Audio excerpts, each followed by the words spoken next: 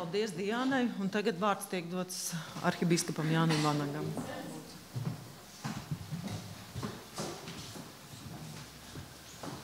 Paldies. Īstenībā grūti jau kaut ko vairs pasakīt, jo lielākā daļa no tā, ko es biju gatavojies teikt, jau tika pateikts gan jūsu priekšvārdā, gan pirmajā priekšlasījumā. Es mēģināšu tad nepārāk līdzīgi atkārtot to, kas ir pateikts. Sākumā man uzaicināja teikt dažus vārdus 10 minūšu ietvaros par aborta morālo aspektu.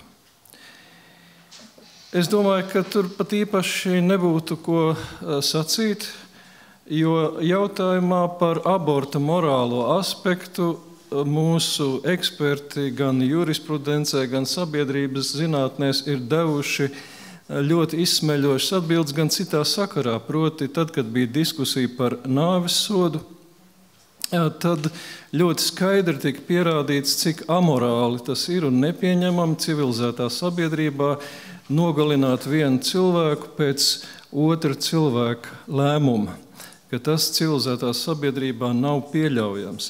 Tāpēc par to īpaši pat nebūtu jārunā, tas jau sen ir izrunāts. Bet nedaudz par ko citu tad nākas runāt, un proti arī tas jau šeit tika pieminēts šis aspekts.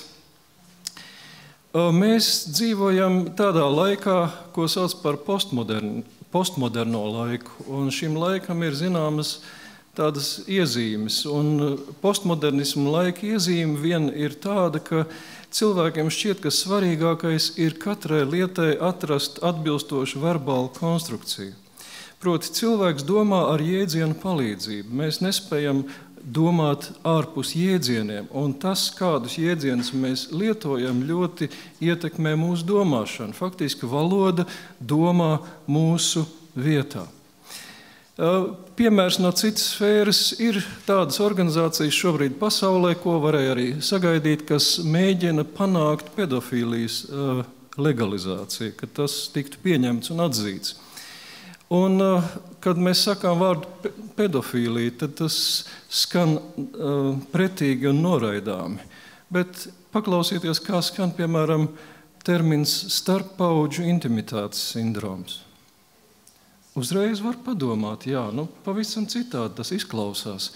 Un varētu jau sākt kaut ko domāt šajā virzienā. Tās ir manipulācijas ar uztveri, radot, izvēloties un lietojot pieņemamas valodas konstrukcijas, un šo metodi īpaši plaši izmanto, argumentējot par labu abortiem.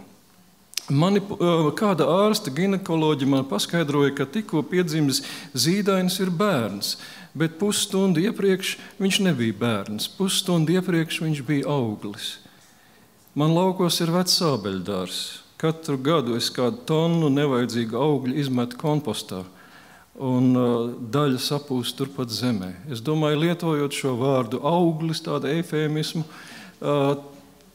tās konsekvences mūsu attieksmē ir ļoti skaidrs. Grūtniecības pārtraukšana, sievietes tiesības izlemt, ko darīt ar savu augumu.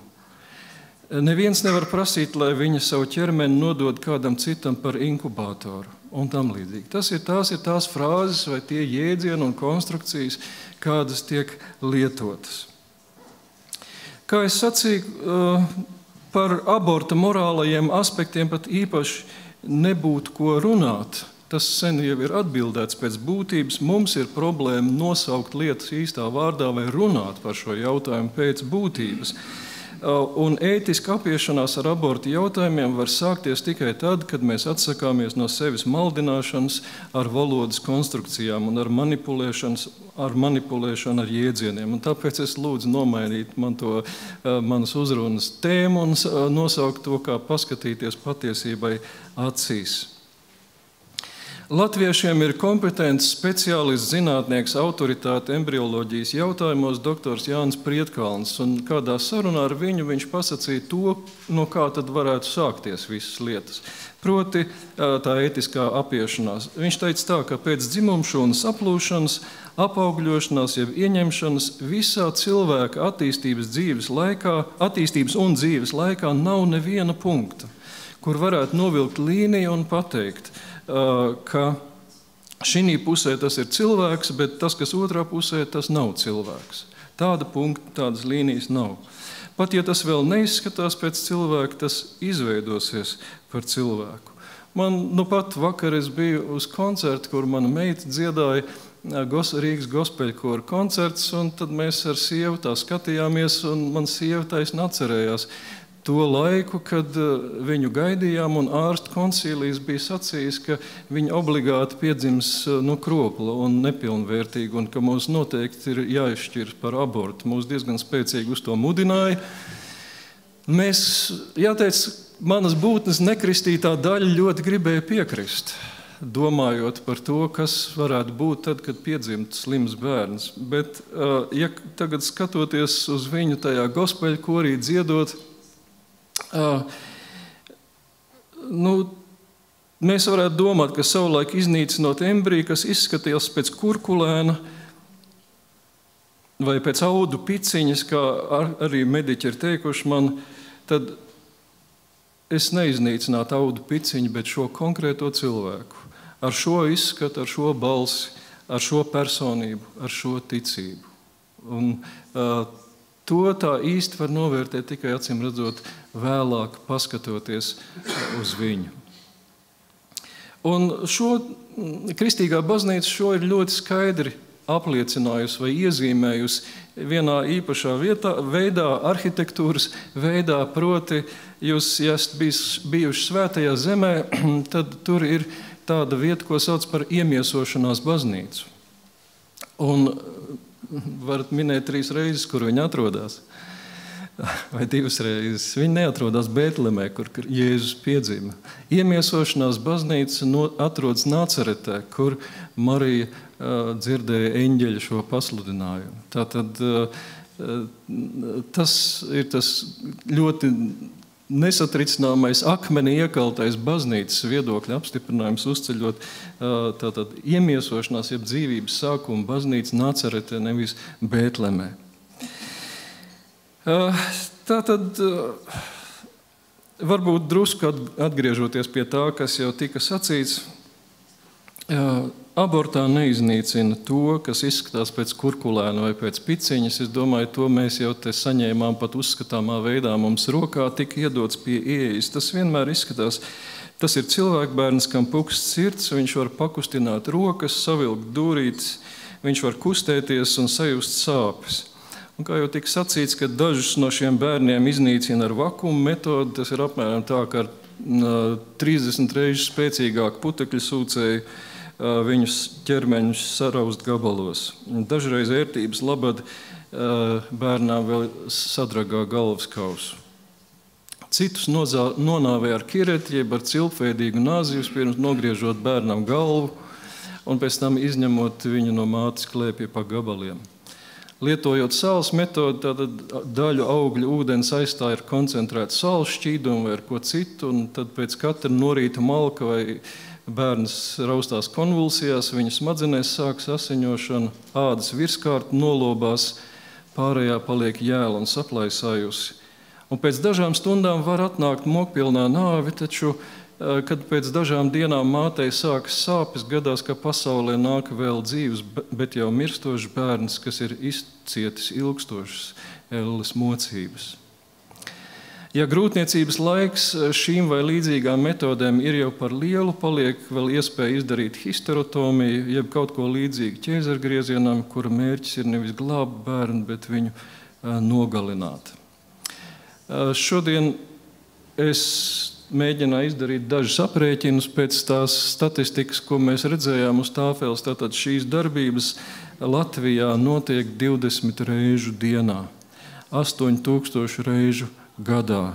Tas ir kā ik gadu, kā jau tika pieminēts, izkaut tipisku Latvijas pilsētu.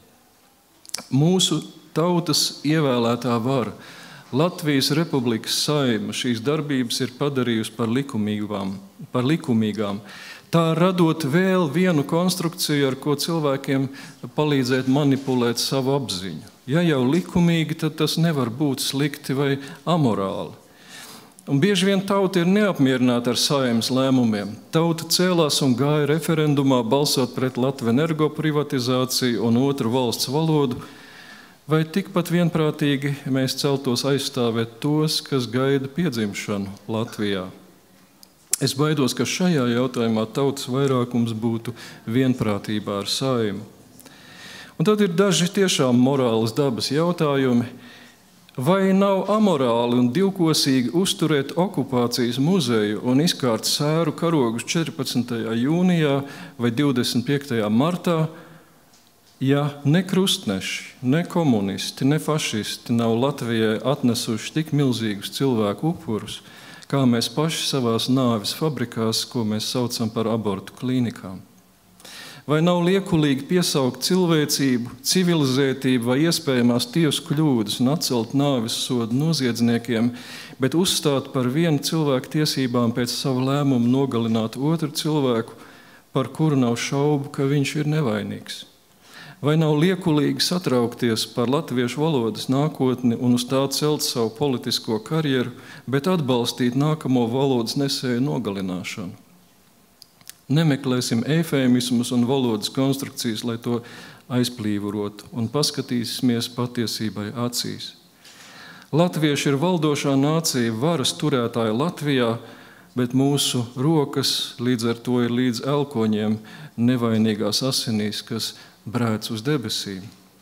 Un Dieva mīlestība un žēlastība ir ļoti liela, bet padomāsim, cik ļoti mēs apgrūtinām viņam izpildīt to lūgšanu, ko lūdzam dziedot Dievs svētī Latviju.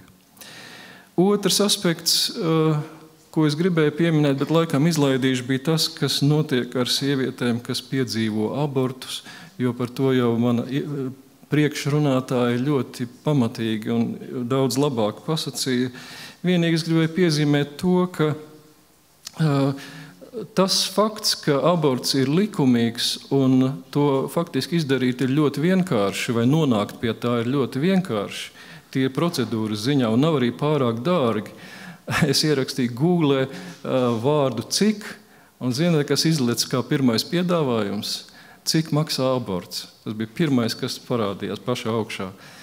Ierakstot Google vārdu cik, pamēģiniet mājās. Tātad vidēji es sarēķināju no 15 līdz 70 latiem, tātad 50 lati vidēji, tad ņemot vērā, tā ir tāda 500 000 industrija gadā, vai 1 miljonu industrija gadā, ņemot vērā to statistiku. Bet tā problēma ir tā, ka jauna meitene, kas bieži vien atnāk pie ārsta, vienkārši parunāt vai ar savu problēmu, viņa ļoti veikli un ātri aizvada līdz abortam. Es atceros vienu manu radinieci, viņa diezgan ilgi bija gribējusi tikt pie bērna, un kad beidzot tas notika, viņa aizgāja pie ārsta, stāties uzskaitē, un viņai tā doktora sacīja, jūs taisīsiet abortu, ja? Krievu valodā. Nē, viņa teica, tur tāds sašutas bija, tā ārsts teica, опять писать всю эту писанину. Tad, kas varbūt nesaprot krieviski, tad atkal jāraksta tie papīri.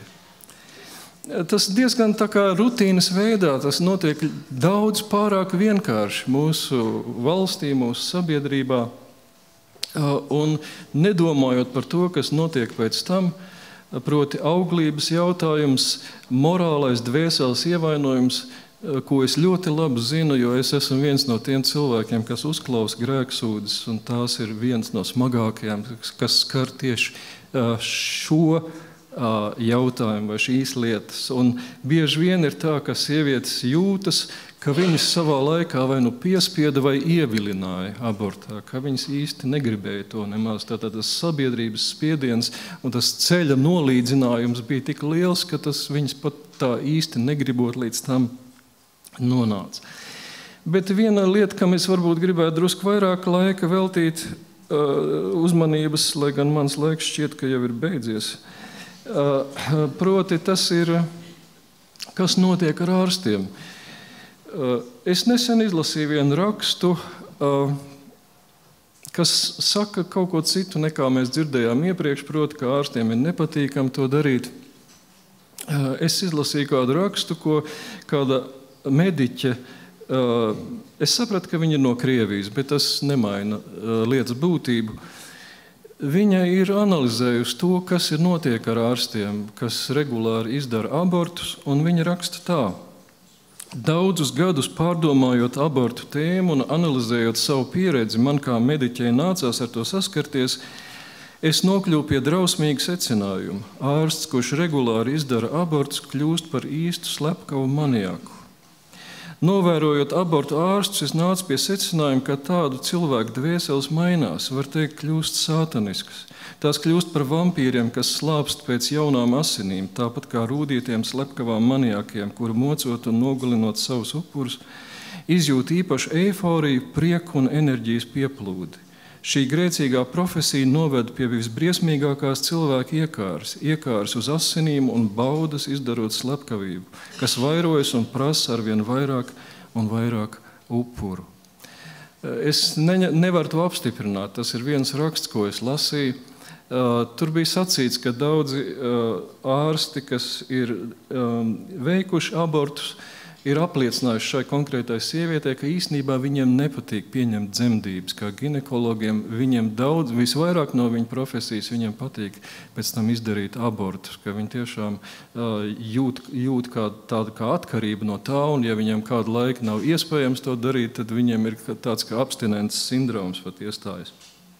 Es nevaru to apgalvot, ka tā tas ir, to es lasīju tikai vienā rakstā, bet tas liek domāt par to, ka mūsu sabiedrība, līdzīgi kā tika runāts par to, cik nepieļaujami ir nāves soda sakarā kādu cilvēku padarīt mūsu sabiedrībā par bendi, tad šeit ir tieši tas pats jautājums, kas notiek ar šiem cilvēkiem, kas veic šo amatu mūsu sabiedrībā un kā viņi kādu dienu stāvēs Dievu priekšā.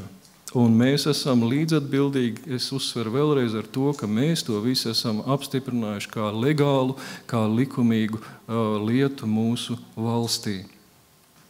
Es nevēlos apgalvot, ka kāds aborta veids kā izpriecu, sevišķi runājot par sievietēm, kas izvēlas iet uz abortu. Iemesli ir smagi un mēdz būt arī traģiski.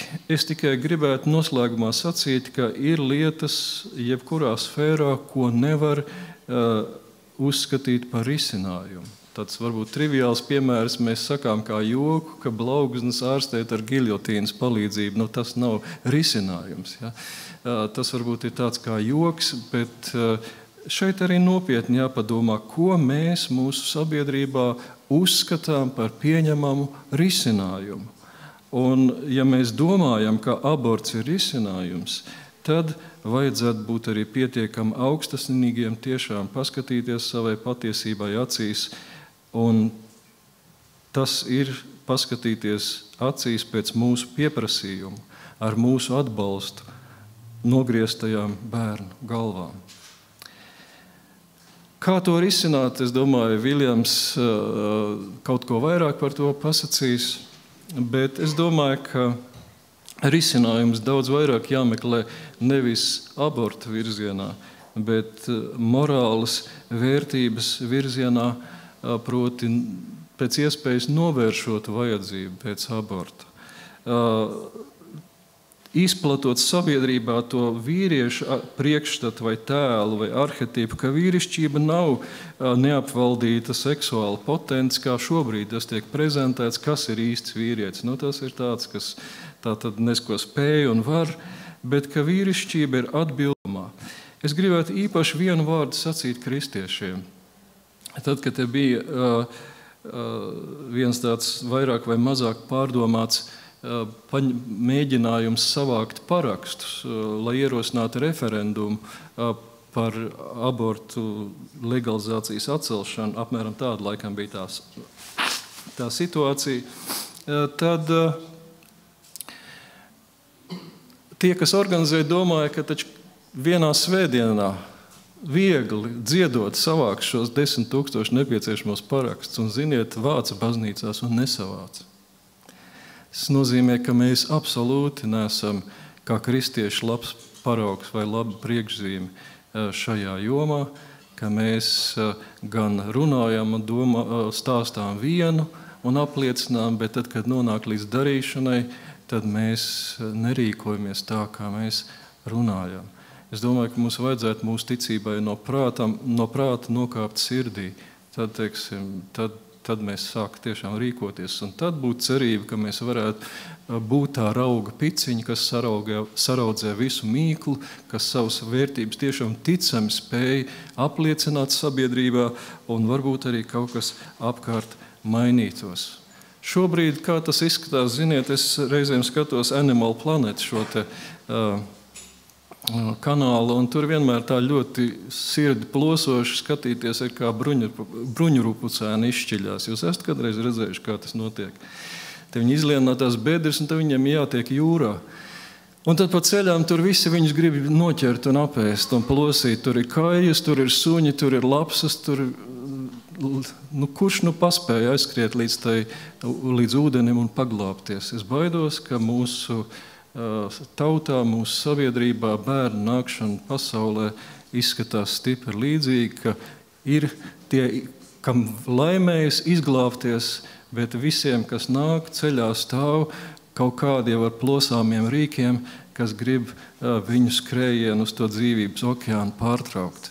Un es domāju, tas ir ļoti traģiski, ļoti dramatiski, un mums vajadzētu domāt par to, kāpēc mēs gan neesam izredzētā tauta. Ja mēs tiktu izredzēti kā tauta tāda kā šodien, nez vai Jēzum Kristum izdotos piedzimt mūsu zemē. Paldies!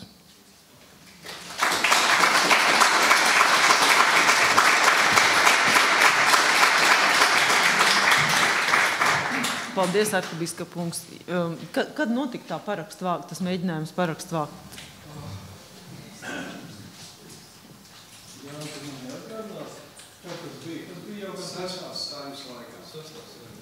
Jāmēģina atkal. Es zinu, ka daudz kristieši sacīja apmēram tā, atcels abortus, ko tad mēs darīsim? Ja, un to sacīja baznīcas loceklis, kristīgas sievietes. Un es domāju, ka tur ir liela problēma ne tikai sievietēs, bet arī tajā vidē un tajās attiecībās, kurās viņām ir jādzīvo. Vai ne? Jo, ja viņas tā jūtās, tad acīm redzot tā cilvēces otra daļa vīrieši pie tā ir kaut kā līdzvainīga. Vai ne? Tā.